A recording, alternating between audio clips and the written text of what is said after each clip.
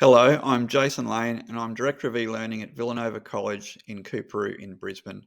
And we are an independent school of about 1,500 boys ranging in ages from year 5 through to year 12. I'm here today to talk about augmented reality and how we have used this form of technology to enhance learning and divergent thinking. In this presentation, I'll be covering first of all the possibilities of augmented reality and also offering some quotes which give us some insights and inspiration around how we've been using augmented reality at the college. I'll then be covering the software and the hardware that's required to put the learning experience together that we have done here. And it's been a real great way to get students to work creatively, to use ICTs in a very meaningful and authentic way, and also a great way for them to create a very memorable and rich learning experience in the process. I'm going to also cover the workflows, and that may be via some separate videos rather than this being an end-to-end presentation. And then finally, I'd encourage you to use the assets and the videos to learn yourself how to create these types of augmented reality experiences, and also to consider how you might be able to use augmented reality in your own school contexts. First things first, we're going to talk about the possibilities of augmented reality. Now, while augmented reality is nothing new, it certainly is something that is, I think, overlooked in schools in preference to virtual reality. And it took, I suppose, from my own perspective, seeing the right types of augmented reality experiences to understand what is possible. And where things really connected the dots for me was when I saw an experience called Dive from Home, which was a collaboration between Adobe Creative Cloud, the Smithsonian Institute, and the Hydrous. And these are three very different organisations that work together to showcase coral bleaching and how that is impacting the beauty and the natural I suppose, regeneration of reefs and coral species. And so it was a very powerful way for me to understand coral bleaching, and it's something that we have used in our school curriculum, which I'll also cover in time in this presentation. So when we're talking about augmented reality, it's definitely different to virtual reality. If I start with virtual reality, that's obviously something that involves goggles like these. This is ClassVR. Many schools would know about ClassVR, and it's probably the more or the less expensive version of virtual reality in schools. However, when you put a VR headset on, you are definitely losing, sight of what's around you. You're losing that immediate context. You are entering into a very virtual and digital world. It's very much immersive, and it's also very much simulated. Anything can happen in this space. Whether or not it's reality is up to the content creator, I suppose. However, if I switch from this to an iPad, this is how I consider augmented reality. It's layered in the sense that you've got usually three-dimensional objects in front of real scenes. It's contextual because you're always seeing reality around you, and it's interactive because you're usually moving your body and engaging in a physical space, and the scene is transforming and augmenting in front of your eyes. It's certainly a lot cheaper if we were to put these side by side. iPad versus a class set of VR headsets. Obviously, we're talking about some very different price points there. But in this presentation, I'm going to cover how we have used all of these together in a very creative and a meaningful way. So this video here is a great example of augmented reality. And it goes some years back. In fact, this goes back to COVID times when people were learning from home and in isolation. And so what is happening in this, this very unique augmented reality experience is that you are presented with two different libraries of content or two different interactive scenes.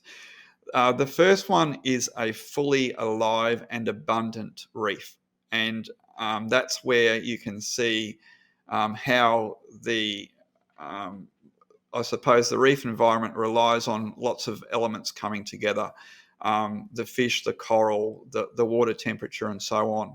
The second video that you compare it to is a bleached coral reef, where there's not as much life. And when you look at both of those experiences together and you look at it yourself through your own device as you interact with the environment around you, you can make your own, I suppose you can draw your own conclusions as to the impact of coral bleaching and how it affects the marine biomes. So that's something that was very powerfully put together in this unique experience where Adobe Aero provided the hardware, the Hydrous, they provided the storyline and the insights into coral bleaching and marine life, marine biology. And the Smithsonian, they digitized coral. They used real specimens of coral and used very high definition 3D scanners to create 3D models that were put together by the Adobe Aero team of 3D creators. So it was very much a very unique collaboration, and it created an amazing outcome. So this short video gives you an insight into what was taking place and how it was all put together. Not all of us are lucky enough to live close to the ocean, to be able to dive it, explore it, and learn about it on a regular basis. That's why I've teamed up with Adobe, the Smithsonian, and the Hydrous to share their new educational Dive From Home project with all of you. It's a totally free, immersive experience that allows you to explore the coral reefs and learn about our oceans, our reefs, and coral bleaching, all from your own home on your own device through augmented reality. It's a really unique way to interact with our oceans and to provide some much needed education on our oceans and coral reefs. The Coral Reef Showcase are scientifically accurate and come from 3D scans of original samples provided by the Smithsonian, with scientists at the Hydrous creating a scientifically accurate and engaging story. That's all brought to life in Adobe Aero, a free to download augmented reality application. If you're interested in exploring this free augmented reality application, screenshot these QR codes here and explore the ocean from your own home.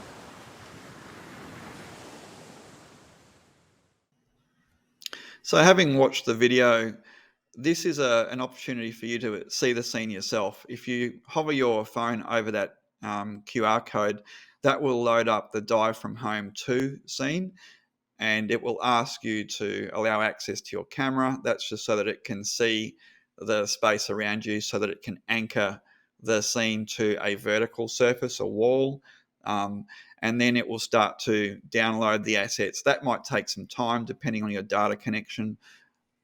Going on from there, it will eventually change to the scene setup screen, where it will show you a frame. It's like almost like an aquarium in a wooden frame. And then once you choose an anchor point, the scene will animate and that frame will become 3D. As you can see from that main image, the reef pops out from the wall. So it's quite an immediately interesting scene and engaging in that way.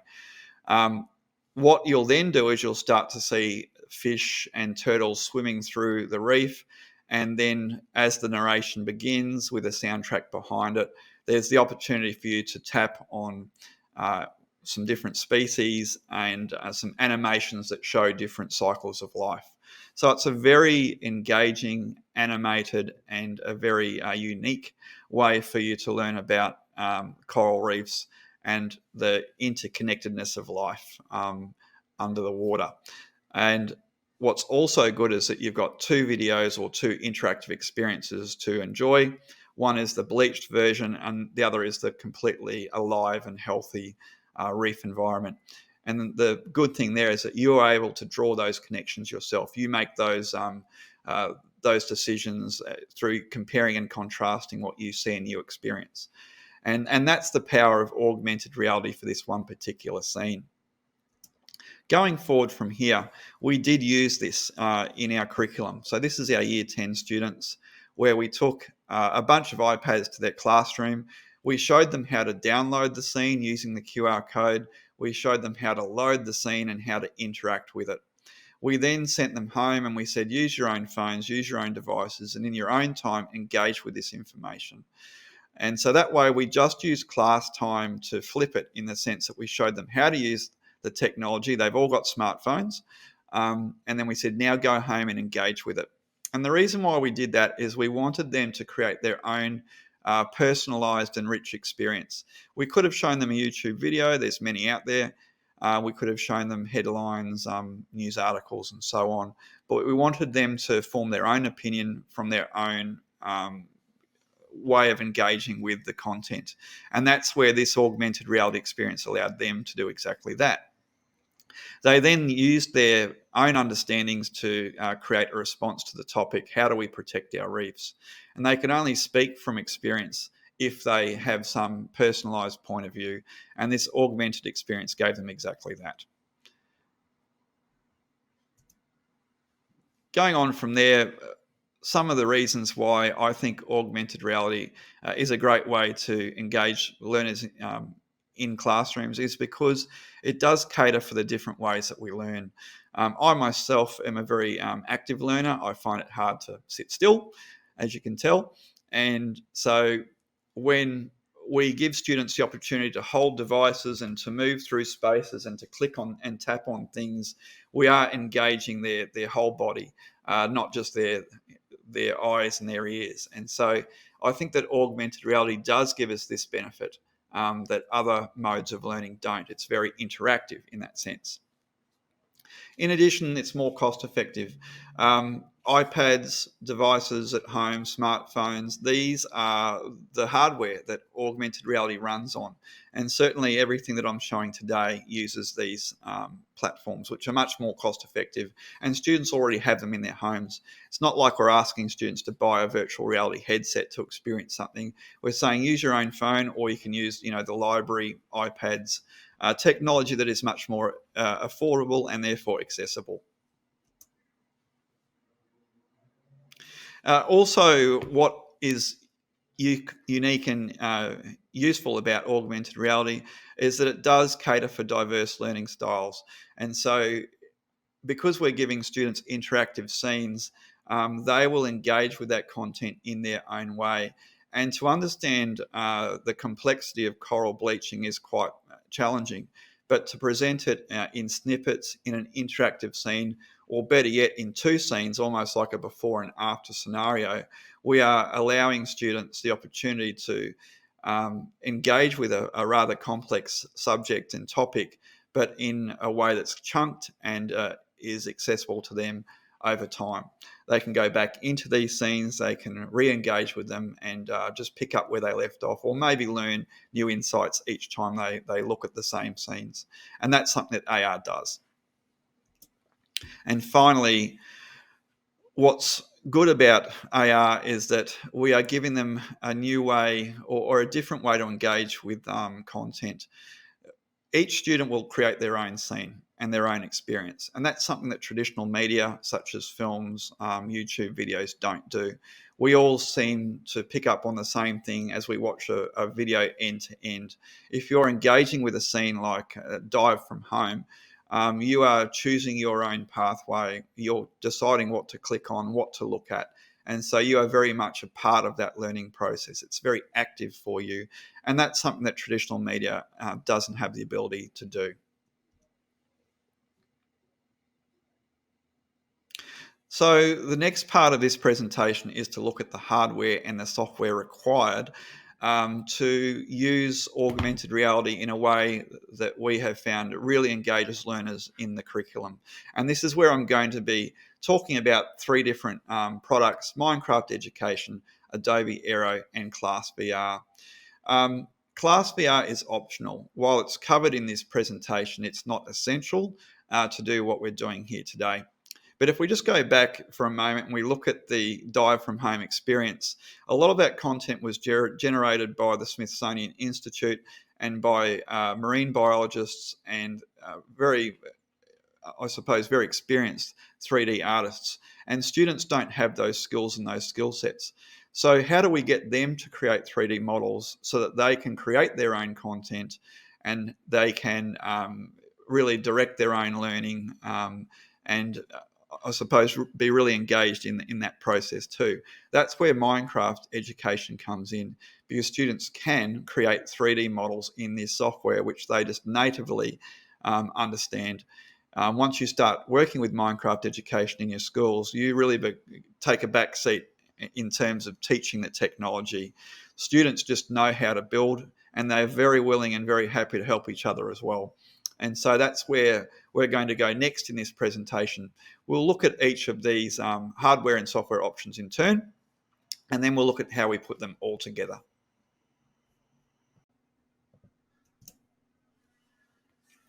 So the first element here is Minecraft education. And you may be aware of Minecraft education already. Certainly it's an accessible product for schools. You access it through single sign-on, Microsoft 365 licensing. What's good about Minecraft education is, first of all, it's not Minecraft. It's an education version. It has a built-in library of resources. There's also documents around that help you align these resources and worlds, as they're called, to V9 curriculum. It's very fun. Students love talking about Minecraft. They use it for their own leisure and recreation and gaming at home. And so there's the sell. Students are already invested in Minecraft. It's very creative and it's adaptive. There's lots of ways that you can use it in the curriculum. Once you've seen the library of worlds and curriculum aligned resources, it will make more sense. But we're not even using it in that context. We're simply using it as a creative platform where students work with a flat world and they build objects as though they're 3D artists. And they know exactly how to do that, and they're very happy to help each other when they get stuck. But going on from that, this is how we do it. The first thing that we need to do is we need to give what's called a structure block. Now, structure blocks were added to Minecraft over time, and what that does is it allows you to take an element that you build or you find in a Minecraft world and basically extract it from the game. And so once I saw the possibility of this, I was intrigued to see how can we leverage students' interest in Minecraft and get them to build things in this space, but take them out of Minecraft and use them in augmented reality scenarios. And that's possible through this thing called a structure block. And that's the command that students have to type in once they've built something. And that then gives them the ability to put a bounding box around a space and to lift and extract what is in that space out of the game and use it elsewhere. When you do create a structure block and you place it next to an object in Minecraft, this is what you see. So it's a bit of a maths lesson here where you're working with X, Y, and Z, and you need to decide how big that box is going to be just to take the asset out of Minecraft. This is where I spend most of my time in trial and error, and so too do students, just trying to figure out the variables and the numbers so that you get the right block space covered so that you can then pull the information, or sorry, not the information, but the blocks as an object out of the game. And so this is the structure block interface. And when it's all looking good in that preview window, you hit the export button and then you'll end up with a file. The file is a GLB file, and that really is the game changer right there. GLB files are three-dimensional files that are very transferable between platforms, and the beauty of a GLB file is that you can take it into Aero and into ClassVR. And so this is where we're able to get students to create things in Minecraft that they then export using the structure block, getting it out of the game, and then shutting the software down. And then we take it from here into Adobe Aero. Now, Adobe Aero is completely mobile in the sense that you need to use an iPad or an iPhone. I believe Android phones are also supported to a level. And so here you can either use 3D assets that come from all the vast libraries of 3D stuff that you can find on the internet. There's also some great assets that are built into Adobe Aero as starter assets, or you can import your own. And a GLB file type is one of those ones that you can import your own. And so what we use Aero for is the students make their work in Minecraft, they export it, and they import it into Aero. And as you can see from these screenshots here, Aero allows you to see your models in front of a real camera view. And so that's where we get them to set up their 3D models in a real space. They can take photographs using the camera button and it saves to the camera roll, or they can record the scene itself, and that gives them the chance to move around the scene, to interact with their own work in a real space, and to talk about their work.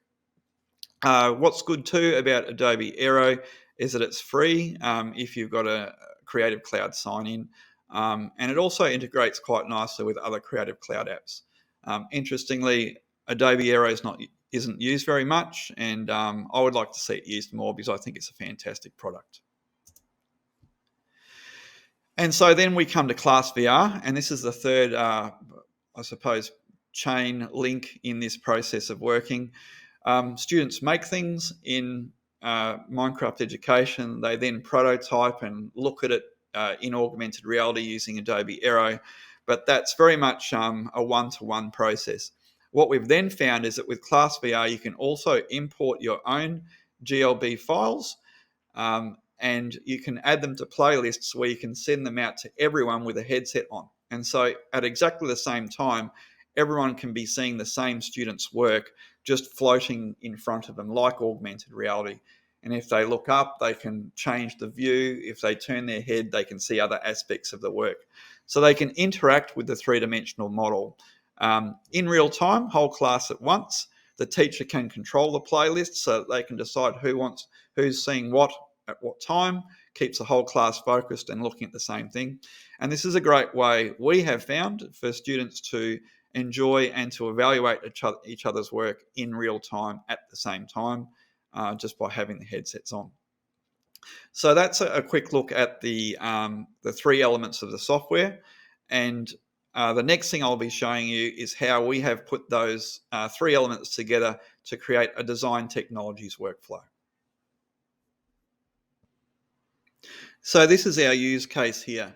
And what we did is we created a task for students in the middle school where they had to design better fixtures and fittings and furniture for our quadrangle area. So our school has quite a long history, and some parts of it are new, some parts are old. And so the quadrangle in the middle school space has some picnic tables that are almost 20 to 25 years old. They're very heavy, they're wooden, hard to move around. You can only sit on two sides, and they probably need to be replaced. And so the task for the students as a design project was to design better seating for students that improved their lunch times, and that was the brief. It was up to them to think about what was wrong with the current setup and to then go on and to design a better solution and to visualize it, and finally to share it with the rest of their classmates. This is where the three platforms came together. Obviously, it was prototyped in Minecraft, and you can see there the quality of the build. You can see the different colored materials. Obviously, we're looking at an aluminium construction, and there's some other elements that are part of this design as well.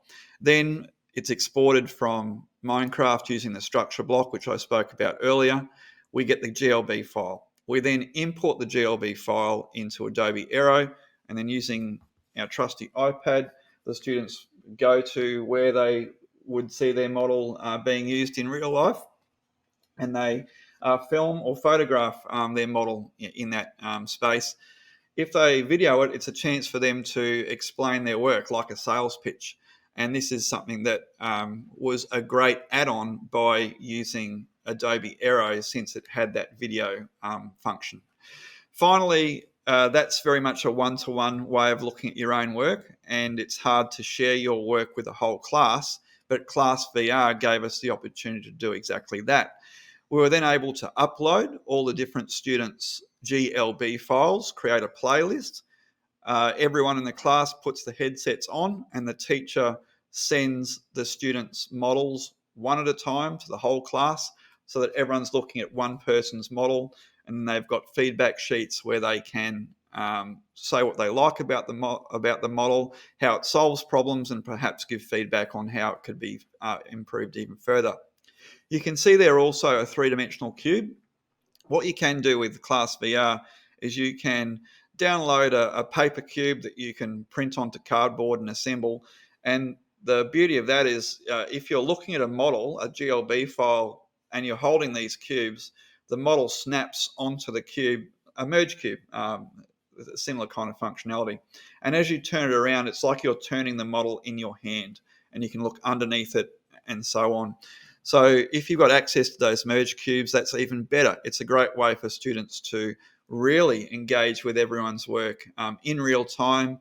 Whole class can do it at the same time with these cubes that you can print and assemble. Very cost effective.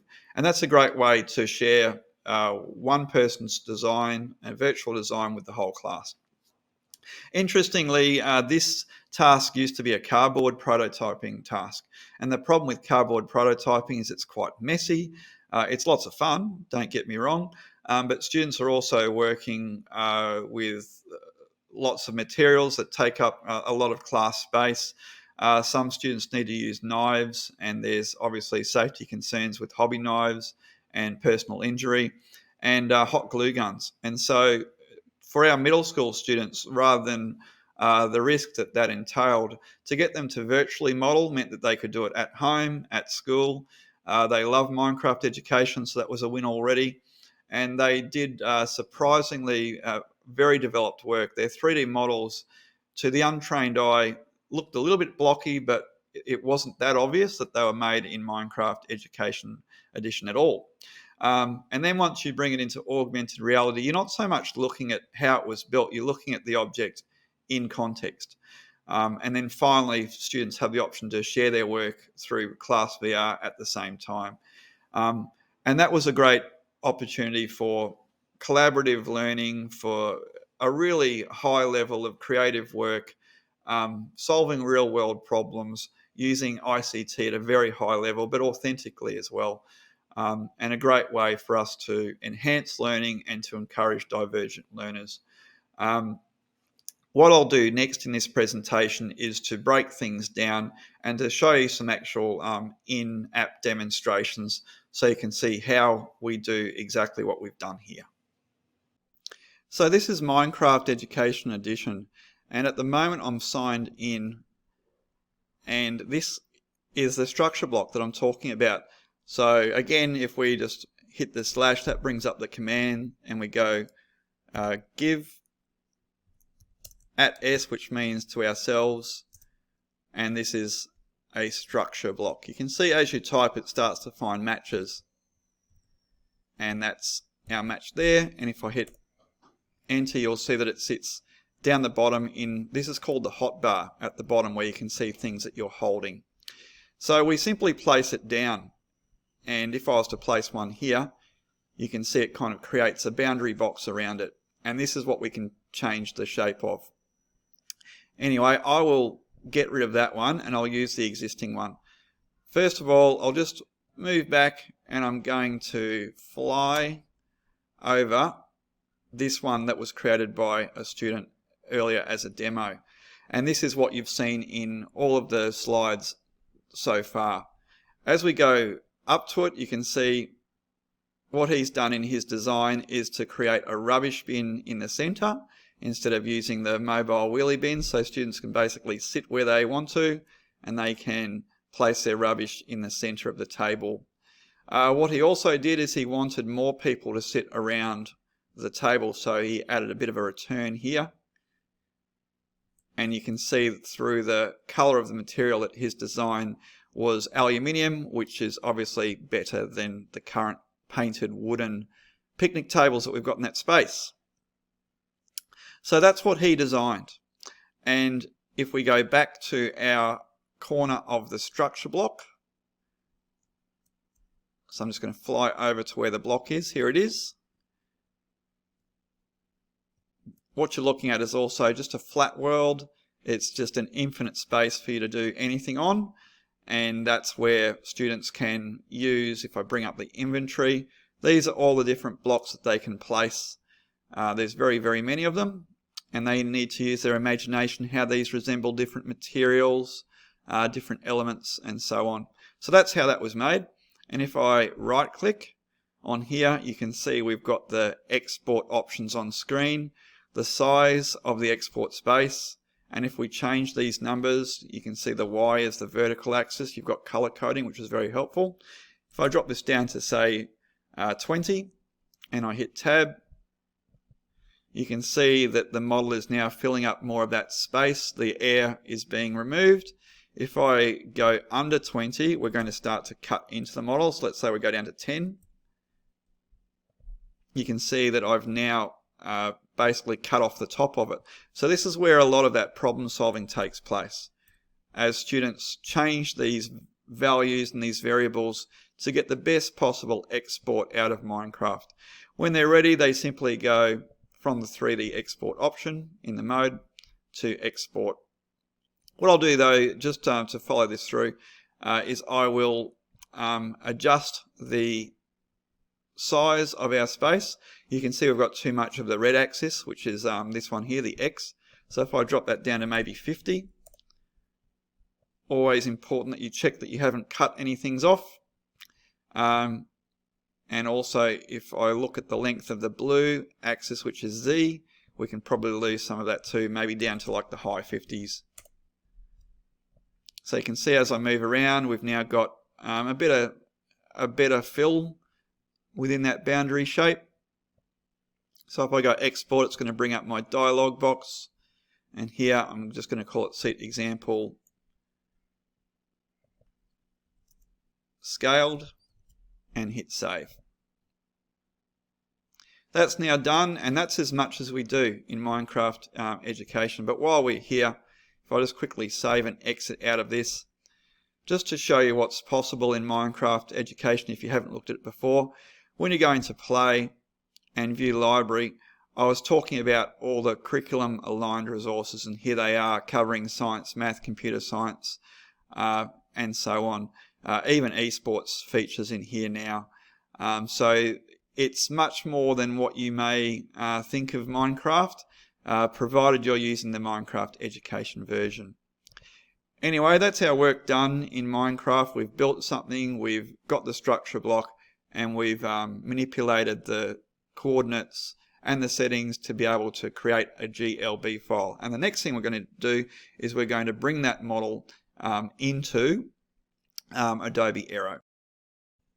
So the next part of our workflow involves using an iPad, and what I've got here is a bit of a screencast or a screen feed from an iPad, which is just next to me here. And this is the interface for Adobe Aero. Now, the first time you open Aero, you'll see a pretty useful tutorial, and there's lots of information here about other projects that are being created in Aero. And importantly, the Dive from Home is one of the Discover assets that you can open from here. But what I'll do is simply go from here to create new, and you'll see it's a button in the lower left of the screen. So I'll do that. And now what it wants to do, I've just set up a bit of a space around where I am sitting, and this is just some walls and some carpet tiles in a classroom. You can see how it has overlaid a mesh, and it's identified floor and walls here. So that's quite good, that's what we want. So I'm just going to tap, and what that will do is lock this location and its makeup into the software. I'm now going to go into the lower left hand corner and click on the plus, and it's giving me options there for starter assets. There's lots there, as you can see. but I'm going to jump out of that. Instead of using the starter assets, I've already got my file ready to go. So I'll go into Files, and it has been saved to my OneDrive. It's in the Files section, and at the bottom we can see there it is, the seat example scaled, and that's the one that was taken out of Minecraft using the structure block just before. What's useful as well is that you have this preview thumbnail, so you should have a fairly good idea what you're importing. Anyway, I'll click on that and it will start to download it from OneDrive, and it's now saying tap to place, so I'll do exactly that. I'll decide where I want this to go. I'm just going to tap it there, and so our seat has been placed in the middle. I'll just pinch and zoom my fingers, so you've got some really useful hand controls here, gestures if you like. And so all I'm doing here is I'm pinching and zooming to change the scale of it, and I can twist it around. You can now see that side aspect of the table design, and if I click anywhere else, it will lock it down into view. What I'll do now is I'll just move away from the camera and the microphone, and I'll just interact with this item. Yes, it's very small, but I could have scaled it up almost to life size, so I'm walking around a real life-size table. But anyway, I'll move away from the camera and microphone, and you'll see the scene change as I come up close and I look at different angles of it. To do this, I'll also go into preview mode. You'll see across the top you've got the home icon, edit, and when I hit preview, what it does is it gives me the option to record what I'm doing to the camera with the camera icon, or the red button to record this as video footage, and that could also include my own narration. But for now, I'll just move around the scene just to show you the different angles that Aero is able to pick up on this iPad.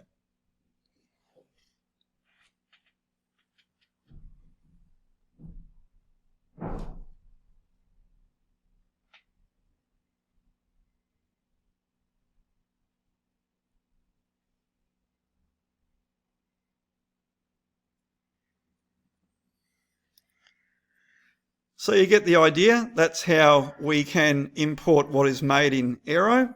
We can scale it up or down, and we can move around it, alongside it, interact with it in different ways, and it's a great way to build something yourself using very easy to use software, and to export it and bring it into your own augmented reality scene. So finally, this is the ClassVR platform, and this is our way of uploading to our own cloud, as you can see here, the GLB files that the students create. And what we then do is we build them into playlists. So this is the files, including the student seat example that we saw earlier in today's tutorial. And once you've uploaded them to your own cloud, you drag them to the left panel and you create playlists that you can change the order of, and then you save them and eventually push them out to the headsets.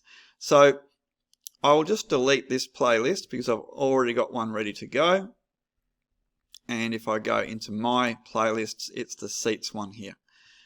So these are real student files, and this is how we give each student in our class a ClassVR headset. So this is a cheaper option than having real VR equipment where there's hand controllers and base stations and so on.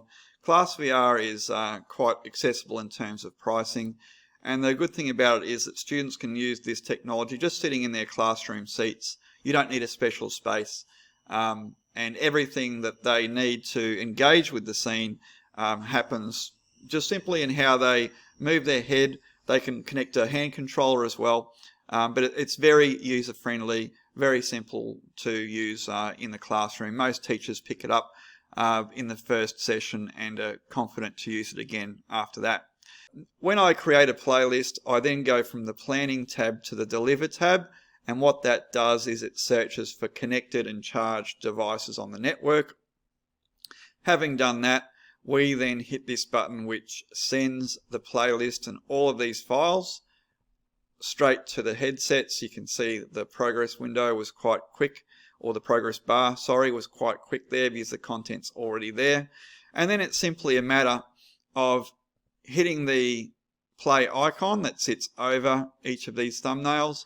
And what that means is that every student with a headset on is able to see that scene in front of them. So this is how we upload the GLB files. We then give each student a headset and we say whose work we're going to look at. We give them a feedback sheet, and with the headsets on, just like the iPad, students are able to just move their head as a way to look around the model, looking up and down to get different angles. And they can even use these merge cubes, 3D cubes that they can turn around in their hands, and the model snaps onto that. So it's a great way for them to see everyone's work at the same time. So this works beautifully in a classroom setting. What we normally do is we give each model about 3 minutes viewing time and reflection time. So we load up the next student's work. There's a worksheet or an evaluation sheet. The students write down what they like about the work, how it solves problems in the quadrangle, and how the model can be further improved or tweaked.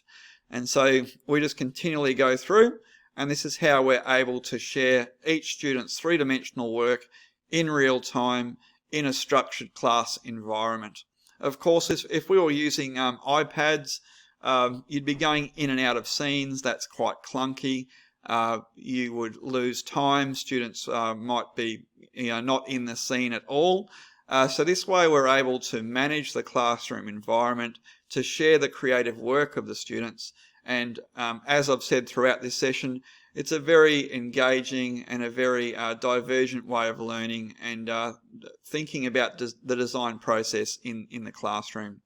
This has been definitely a design technologies focused session, but I'm sure you can think of ways that students could create all sorts of models and create work in Minecraft education to then bring that into Adobe Aero as a way to test their prototyping, and finally to deliver or to share with the whole class at the same time their work through the ClassVR portal.